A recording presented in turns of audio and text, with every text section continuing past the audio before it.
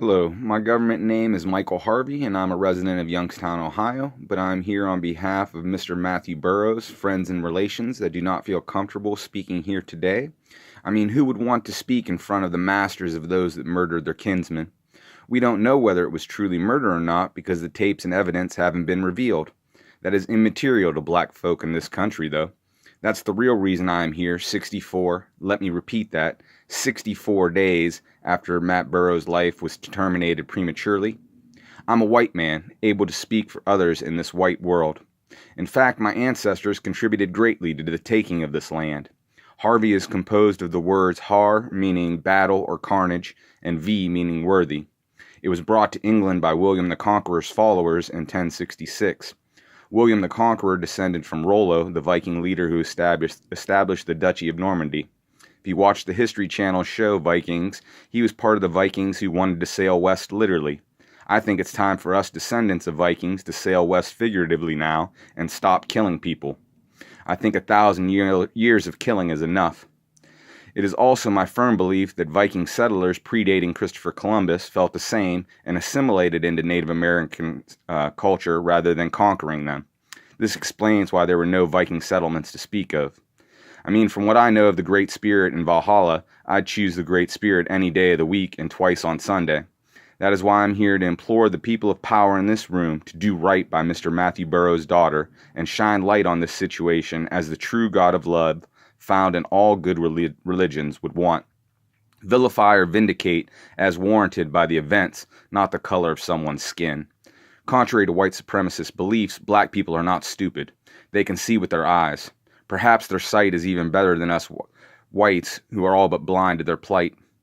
I mean, we have the same two eyes and see the same news of police shooting unarmed black men, don't we? I'll even go so far as to say probable criminals. Yet police apprehend white probable or even known criminals that have taken hostages, committed multiple homicides, or even attacked the police themselves. How can this be? The only answer I can come up with is systemic racism from the top down. I have come to grips with that racism and how it benefits me. I've chosen Iggy Harvey Wadadwa as my born-again name. I've been born again to serve the divine constant of love, which I believe Jesus referenced when he taught us to love thy neighbor. Iggy is the idea guy got ideas, and I've explained what Harvey means, so that leaves Wadadwa, which stands for white devil against devilry white.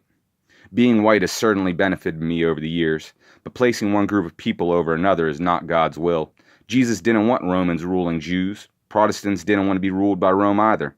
Now that religious freedom has been achieved for the most part in this country, we discriminate based on the melanin content of our skin. Why should we subjugate people of color to our white whims? White, too, is a color. In fact, if you know about the light spectrum, it is all colors, not the absence of color as racism would have you believe. We are all one body, like Jesus said. As you can see, I speak my mind, and I most certainly wouldn't be alive today if I had higher melanin content, aka black skin. As a population, we have come to think that our melanin content separates us as a species. That couldn't be further from the truth. If the color of our skin separated us in that manner, the children we had together would be barren like mules. That's the offspring of horses and donkeys, for those that don't know. On the contrary, we make fertile children with one another. Furthermore, if white is so supreme, why doesn't it purify the offspring? If I add bleach to water, it makes it clean, not dirty. Last time I checked, we are all about 70% water, are we not? It's because it's all a bunch of nonsense designed to keep us divided and therefore conquered by the rich who really run this country. The rich can't have Jerome, Jethro, Juan, Wong, and Pocahontas getting together. They assume we're as evil and greedy as they are. They are deluded, or maybe just diluted, into thinking that is human nature. They can't comprehend that we just want to be free to live, laugh, and love as we see fit. Did Mandela seek vengeance when he was freed? No, he did not. The poor won't take from the rich as we have been taken from. Matthew Burroughs' family isn't calling for lynching of these men. After speaking to them, I don't think they would do so even if they were in the majority and had the power. They just want the rules to apply to everyone fairly. They just want an independent investigation, not the current cover-up. They just want an independent prosecutor who isn't friends with these men to actually seek the truth. They just want the tapes of what really happened to reveal the truth. They just want the same justice you and I take for granted. If you've ever been poor, you would know that us poor people of all colors get by with a little help from our friends. We all float down here in the gutter the rich have put us in with their greed, hoping we will kill one another. That is the reason GM took bail money to the amount of $330 billion, or about $100 per person, because white people are racist enough to believe a black person on welfare or a brown person seeking asylum are the reason they are struggling, not corporations.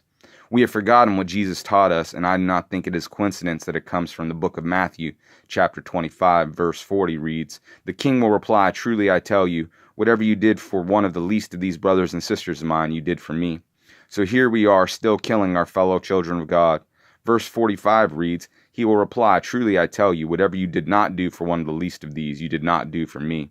And here we are after the fact, still not obtaining justice for unarmed black men being killed. The Pledge of Allegiance that began this meeting ends with the words, "with liberty and justice for all," not for all white people. Furthermore, I also do not find it coincidental that Ronald Reagan, who broke the unions and destroyed this valley, was the 40th president, and Donald Trump, who set up prison camps for asylum seekers, is our 45th. Did you know that 80% of the world lives on $10 a day?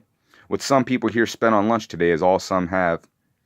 We gave $100 per person to a corporation that then received a 14% reduction in taxes under Trump rather than spending it to help our fellow man. GM alone made $147 billion in revenue with an $8.1 billion net income. They won't even pay the full tax on that paltry 5% remnant of the revenue they generated. Even if they did, they'd save an extra $1.1 billion thanks to Trump's corporate welfare. We are all connected. Our ignorance and apathy is killing us. By allowing the black sheep of God's herd to be slaughtered without justice prevailing, we are denigrating our own souls as well. We are reaping what we sow. If that weren't bad enough, the state of Michigan gave up an additional $1.7 billion, or approximately $170 per person in that state. They paid $270 per person. This caused massive cost-cutting measures in their local governments, one of which was switching Flint's water to the Flint River and poisoning its people. Think about it. Corporate welfare forced them to pay to poison their own children. A blind eye was turned to that theft. What calamity will befall us here in Mahoning Valley for turning a blind eye to this possible murder? The inverse of Robert F. Kennedy's ripple of hope speech is also true. Do we want a ripple of hate and evil to spread from Niles? I can't allow that. My soul will not abide that abomination. RFK's ripple of hope quote says, "Each time a man stands for an ideal or acts to improve the lot of others or strikes out against injustice, he sends forth a tiny ripple of hope. And crossing each other from a million different centers of energy and daring, those ripples build a current which can sweep down the mightiest walls of oppression and resistance. Well, I stand because Colin Kaepernick had the guts to kneel. This speech stands for the ideal of justice and acts to improve the lot of colored people by striking out at the injustice Matt Burroughs suffered 64 days ago on January 2nd, 2019, in order to create a ripple of hope to change the world. Do you stand with me or against me? In closing, I would like to pray as I pray every day. Good will conquer evil, love will conquer hate. Manaz in Lakesh, Namaste, Ubuntu, love. A little love goes a long way. The ending string of words each mean we are all part of one body, of which Jesus Christ spoke, each connected to divinity and divine in our own unique way. Just the way God of love, whatever your name or gender designation may be. Just an FYI, in order those words come from Europe, North America, Asia, and Africa. We are one body, and Matthew Burroughs was one of us. He and his family deserve justice, just as you or I do.